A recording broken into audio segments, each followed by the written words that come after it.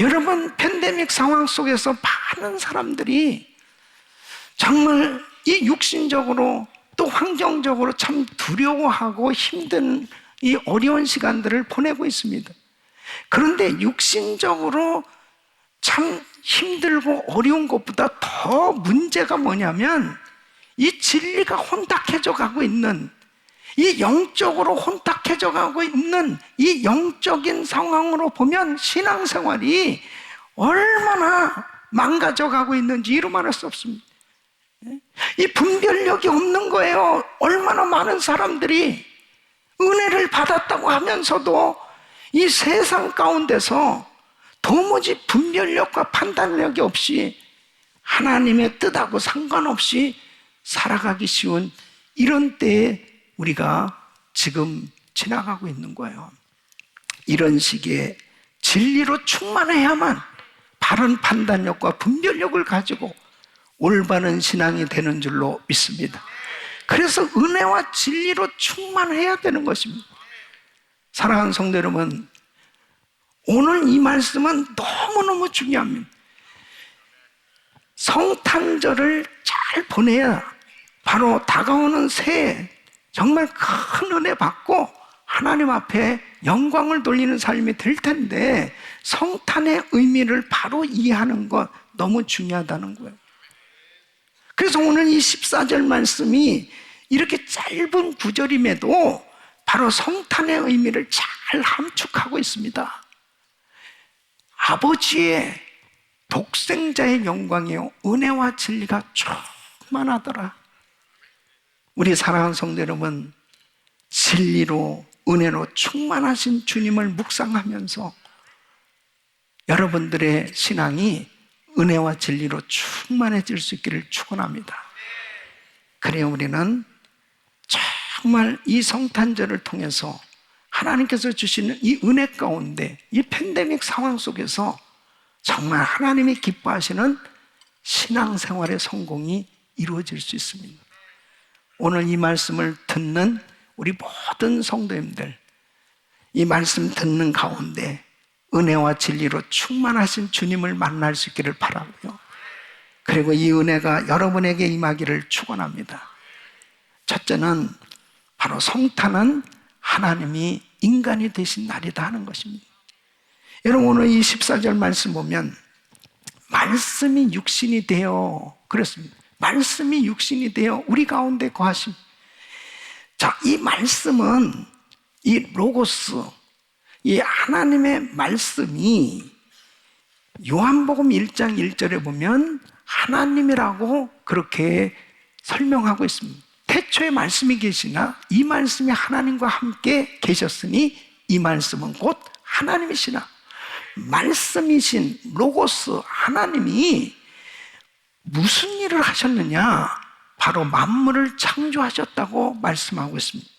그래서 2절로 3절 보면 그가 태초에 하나님과 함께 계셨고 만물이 그로 말미암아 지은 바 되었으니 지은 것이 하나도 그가 없이는 된 것이 없느니라. 그래서 하나님이신 이 말씀, 이 로고스는 바로 세상을 창조하셨고 그리고 영원한 생명을 주시는, 영생을 주시는 분이시다 하는 것입니다. 그래서 4절 말씀 보면 그 안에 생명이 있었으니 이 생명은 사람들의 빛이라. 그래서 하나님이신 이 로고스 말씀이 육신이 되셨다. 말씀이 육신이 되었다. 말씀이 육신이 되어 인카네이션, 성육신 하셨다는 것은 바로 육체를 가진 인간으로 하나님이 이 땅에 오셨다. 그러므로 세례 요한은 이 사실에 대해서 놀라운 감탄 가운데 증거하고 있는 거예요.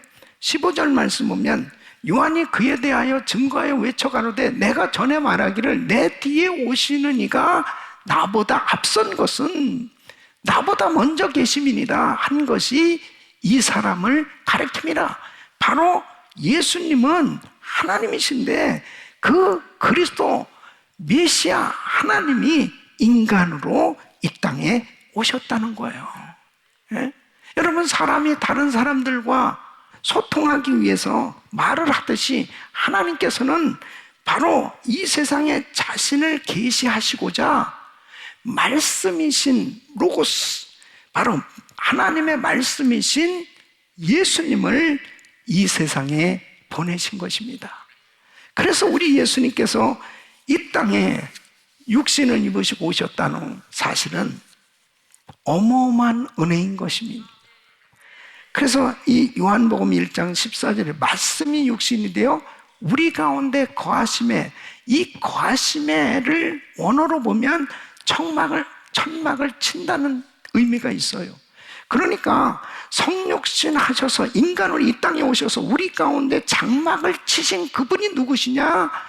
바로 우리가 볼 수도 있고 만지실 수도 있는 실체 대신 바로 예수 그리스도시다 하는 것입니다. 그래서 요한 1서 1장 1절에는 사도 요한은 우리가 분명히 눈으로 보고 만질 수 있는 분으로 이 땅에 오신 분이 예수 그리스도라고 증거하고 있는 것입니다. 태초부터 있는 생명의 말씀에 관하여 우리가 들은 바요, 눈으로 본 바요, 주목하고 우리 손으로 만진 바라. 왜 하나님의 백성들에게 이렇게 놀라운 계시를 허락해 주시고 그 계시가 실제로 이루어지는 이 놀라운 은혜를 베풀어 주시는 것입니까? 바로 그분을 믿어야 영원한 생명을 얻기 때문인 것입니다.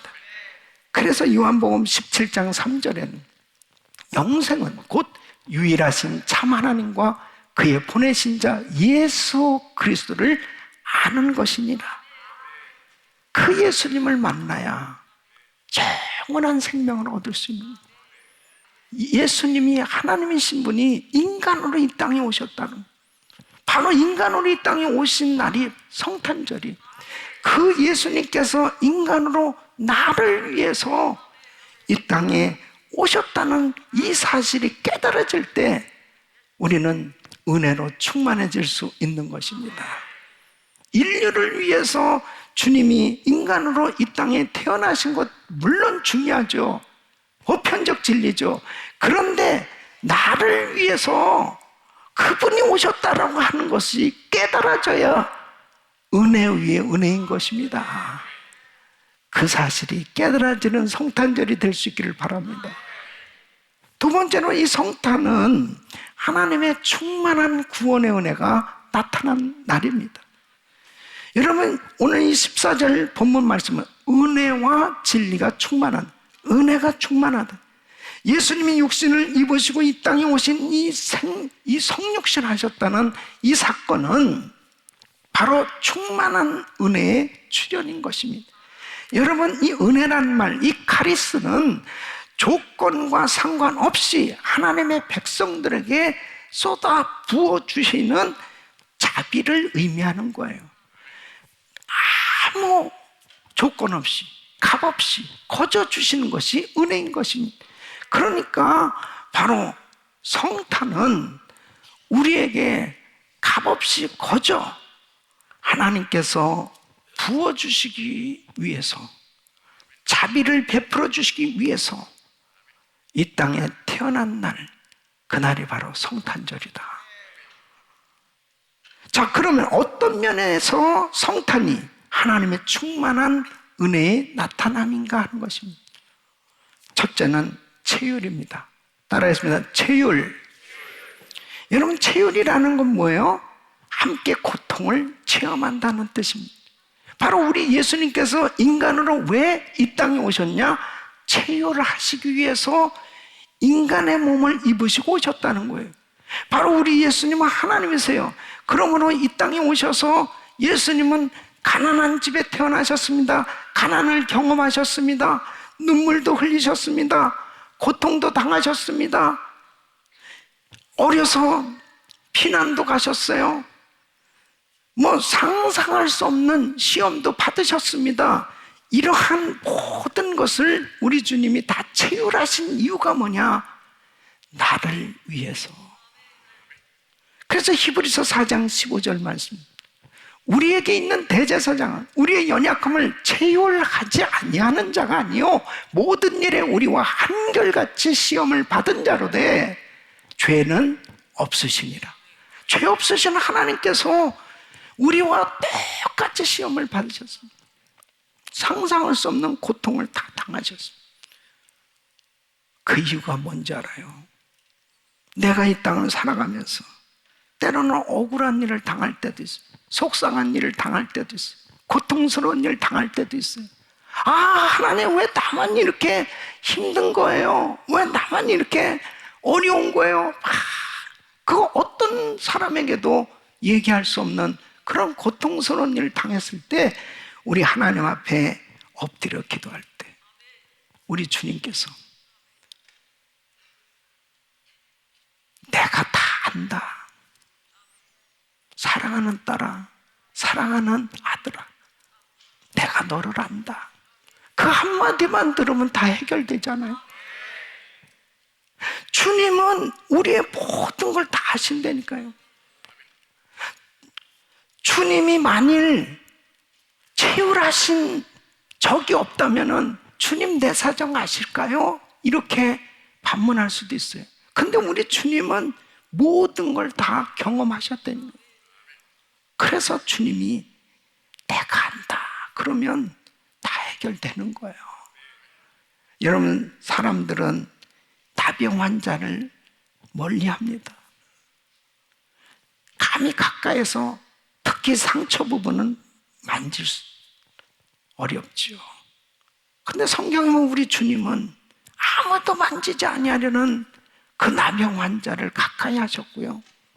그리고 치료해 주셨고 그 장기나 세리 다 멀리하고 그렇게 욕하고 외면하는 그런 사람들과 우리 주님이 함께 하시면서 그들을 위로해 주시고 그들을 정말 평안케 해주시는 그 은혜는 모든 것을 체휼하신 그 하나님, 그분의 은혜를 받아야 우리는 회복될 수 있는 거예요.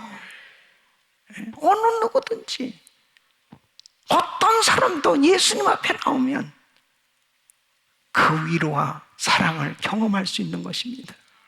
그래서 시편 기자는 다윗은 시편 8절 4절에 이렇게 고백합니다. 사람이 무엇이 간데 주께서 저를 생각하시며 인자가 무엇이 간데 주께서 저를 권고하시나이까. 주님께서 우리의 모든 형편처지를 아시고 우리에게 말씀해 주시는 자상하신 주님의 은혜를 깨달을 수 있기를 바랍니다. 우리가 일생을 살아가면서요, 참 사랑하는 사람들은 영원히 같이 하고 싶잖아요. 저도 우리 어머니는 연로하셨지만 그냥 계속 사실 것 같이 생각을 하면서 지냈던 것 같아요. 근데 어느 순간에 이렇게 어머님이 세상을 떠나고 난 제 마음에도 허전한 마음이 있습니다. 같이 계시고 싶어도 같이 있을 수 없는 거예요. 사랑하는 친구도 사랑하는 남편도 아내도 어느 순간에는 다 우리 곁을 떠날 수밖에 없을 것입니다. 그런데요, 영원히 함께 하시는 분은 예수 그리스도십니다. 그 주님은 우리를 떠나지 아니하십니다. 우리 모든 것을 위해서 체휼하신 그 주님이 우리 곁에 계시다고 하면 우리는 이보다 더 큰 은혜를 받을 길이 있겠습니다. 가장 큰 은혜를 받은 줄 믿으시기 바랍니다. 그러니까 기도하란 말이에요. 어려울수록 기도하고 그리고 그 주님의 위로를 받을 때 회복될 수 있는 줄로 믿습니다. 두 번째는 속죄입니다. 따라하겠습니다. 속죄. 속죄하시기 위해서 인간으로 오신 거예요. 예수님께서 인류의 죄를 위해서 대신 죽으신 거예요. 이게 대속의 죽음. 이 속죄는 어마어마한 하나님의 사랑이에요. 엄청난 은혜입니다. 아니, 나 같은 죄인을 위해서 예수님께서 대신 죽어주셨다. 대신 이 죄를 해결하시기 위해서 죽어주셨다. 속죄함을 받았다는 것은 큰 은혜입니다. 여러분, 요한복음 15장 13절에 이렇게 말씀합니다. 사람이 친구를 위하여 자기 목숨을 버리면 이에서 더 큰 사랑이 없나니. 누가 나를 위해서 대신 목숨을 희생하면서 내가 살게 되었다면 이보다 더 큰 감사가 어디 있겠습니까? 근데 여러분 보세요. 이 세상에 많은 종교가 있는데 종교의 창시자나 그런 종교들이 자신의 원수나 자신의 제자를 위해서 대신 죽었다는 말은 없어요. 어떤 종교가 대속의 죽음을 말하고 있습니까? 여러분, 부처가 자기 제자를 위해서 죽었다고 말하고 있습니까? 알라가 그 백성들을 위해서 대신 희생했다고 말하고 있습니까? 그런 종교 없어요. 하나님의 아들 예수가 이 땅에 오셔서 나 같은 죄인을 위해서 피를 흘리신 그 대속의 은혜는 오직 예수 그리스도밖에 없는 것입니다. 인간이 지은 이 죄, 피가 흘려져야만 이 죄가 해결될 수 있는데, 죄 없는 분의 피가 흘려져야만 인간의 죄가 해결될 수 있기에, 죄 없는 분은 하나님 한 분밖에 없습니다. 하나님이신 예수님이 인간으로 이 땅에 오셔야만 되는 그 이유는 피를 흘리시기 위해서, 죄 없는 분의 피가 흘려져야 내가 구원받을 수 있기에 우리 주님께서 속죄해 주시기 위해서 인간으로 오신 줄로 믿습니다. 그래서 히브리서 9장 22절에 보면 율법을 쫓아 거의 모든 물건이 피로써 정결케 되나 피 흘림이 없은즉 사심이 없느니라. 우리 주님께서 십자가에서 죽으심으로 우리는 속죄함을 받은 줄로 믿습니다. 세 번째는 구속입니다. 따라서 구속. 여러분, 구속은 예수님의 희생이에요. 예수님이 십자가에서 자신을 희생함으로 죄로 말미암아 인간이 당할 수밖에 없는 죄와 저주와 질병과 가난과 이 모든 것에서 해방시켜 주시는 이 은혜가 임한 줄 믿습니다. 이 구속함을 우리에게 허락해 주시기 위해서 이 땅에 오신 것입니다. 그래서 이사야서 53장 5절로 6절에 이렇게 말씀하고 있습니다. 우리 같이 읽습니다. 시작. 그가 찔림은 우리의 허물을 인하며 그가 상함은 우리의 죄악을 인하며 그가 징계를 받음으로 우리가 평안을 누리고 그가 채찍에 맞음으로 우리가 나음을 입었도다. 우리는 다 양 같아서 그릇 행하여 각기 제 길로 갔거늘 여호와께서는 우리 무리의 죄악을 그에게 담당시키셨도다. 아멘. 우리 무리의 죄악을 그에게 담당시키셨다. 그래서 우리 주님께서 희생하신, 우리가 주님의 구속함을 받은 줄로 믿습니다. 우리 주님이 이 땅에 오셔서 대신 저주를 받으시고 우리에게 놀라운 생명을 주신 거예요. 그래서 우리 주님이 이 땅에 오신 목적을 또렷하게 이렇게 말씀하고 계십니다. 요한복음 10장 10절에 보면 도적이 오는 것은 도적질하고 죽이고 멸망시키려는 것뿐이요 내가 온 것은 양으로 생명을 얻게 하고 더 풍성히 얻게 하려 하는 것이라. 구속의 은혜를 깨달으면 감격하지 않을 수 없는 것입니다. 감격하지 않을 수 없는. 우리 주님이 하나님이신 분이, 죄 없으신 분이 나의 죄를 위해서 대신 희생하시고 그리스도 예수 안에서 우리가 진정한 죄 용서함을 받고 자유함을 받을 수 있는 이 엄청난 은혜가 임한 줄로 믿습니다. 이것이 하나님의 은혜예요. 어마어마한 하나님의 은혜.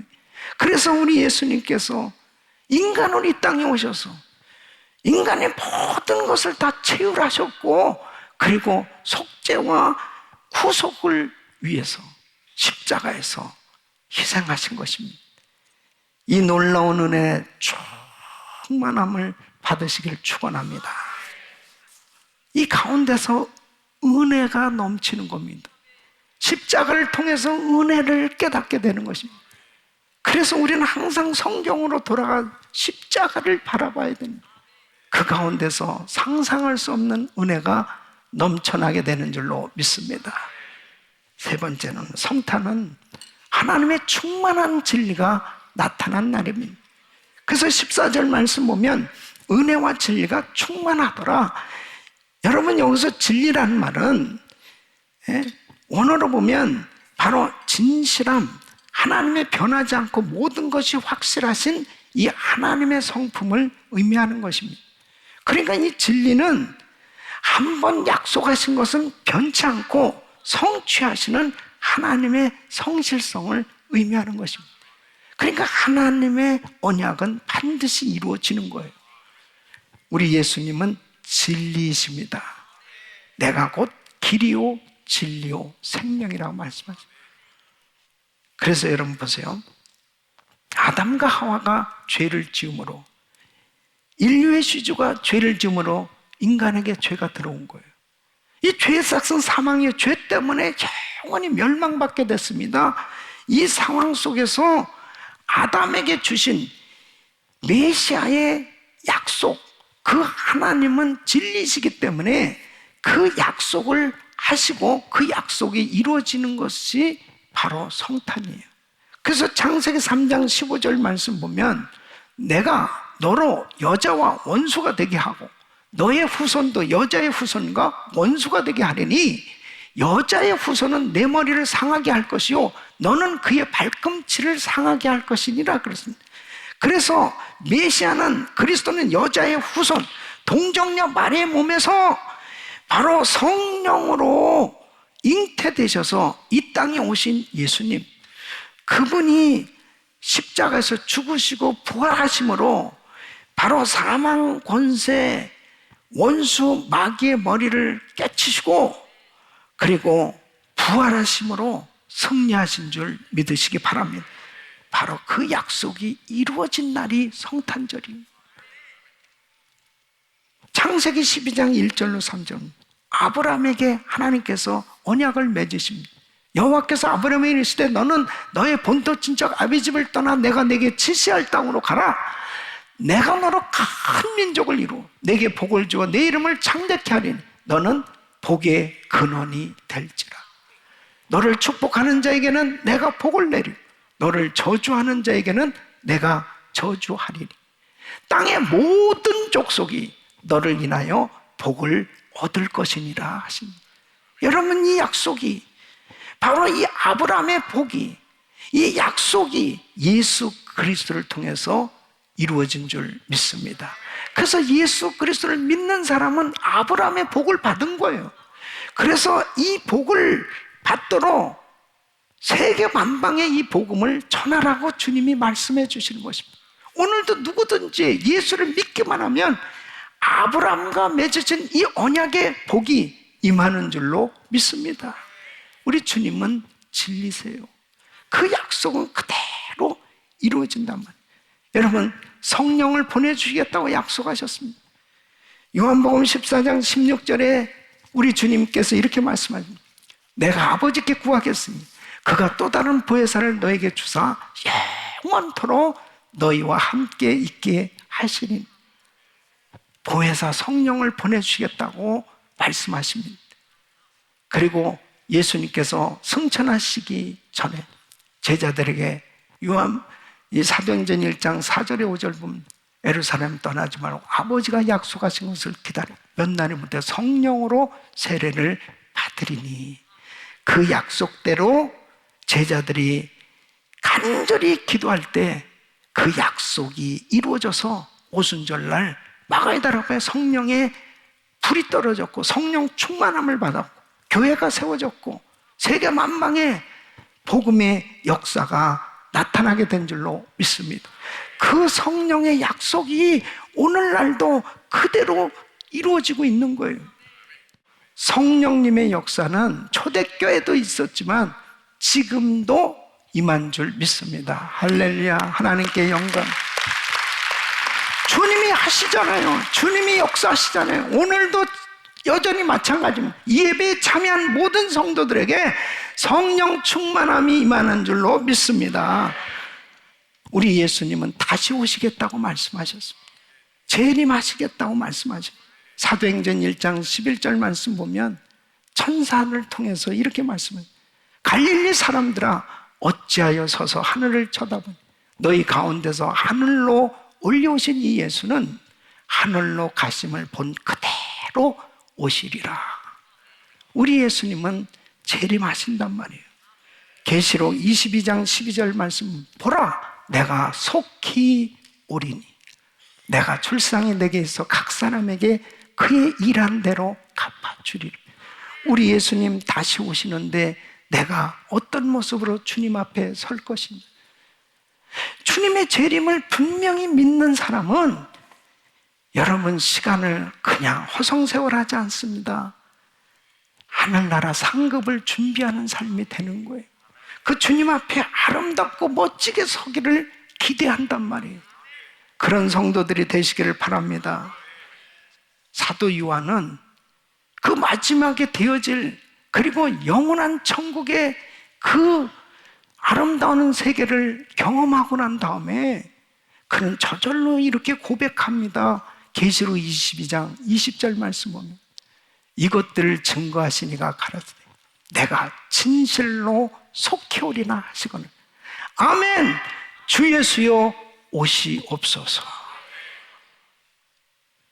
사랑하는 성도 여러분, 오늘 이 본문 말씀을 보면 우리가 그 영광을 보니 그랬습니다. 바로 그 영광은 은혜와 진리가 충만하신 예수님이에요. 그 영광을 보는 것은 한 번 보는 것으로 끝나는 것이 아니에요. 계속해서 경험하게 되는 걸 믿으시기 바랍니다.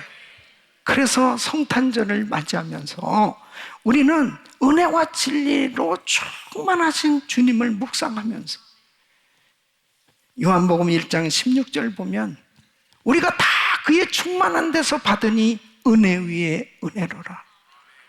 우리 사랑하는 성도님들이 이번 성탄절은 그 어느 때보다도 은혜와 진리로 충만한 주님을 묵상하는 가운데 은혜 위에 은혜를 받는 복된 시간이 되시기를 바랍니다. 아무리 팬데믹으로 힘들고 어렵다 하더라도 성탄절만큼은 이 절기만큼은 정말 그 주님을 생각하면서 하나님께서 나를 구원하시기 위해서 이 땅에 오신 날 바로 그 주님의 그 구속하심 그 주님의 채월하심을 다시 한번 기억하면서 은혜 위에 은혜로 충만한 은혜와 진리로 충만한 복된 시간 복된 삶이 되시기를 축원합니다.